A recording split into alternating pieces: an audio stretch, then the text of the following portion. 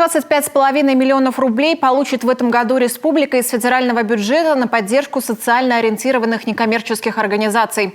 Такое решение принял Фонд президентских грантов. Еще столько же на реализацию проектов предусмотрено в бюджете республики в виде грантов главы Коми.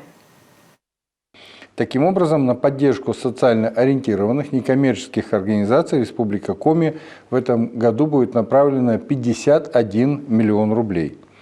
6 марта Министерство экономического развития и промышленности Республики начнет прием заявок от СОНКа на реализацию социально значимых проектов по 12 грантовым направлениям.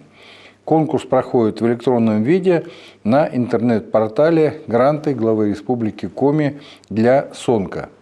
В прошлом году по поручению Владимира Уйба также была направлена заявка в адрес Фонда президентских грантов на предоставление федеральной субсидии. Тогда республика получила грант президента на 25,5 миллионов рублей и также увеличила поддержку СОНКа до 51 миллиона.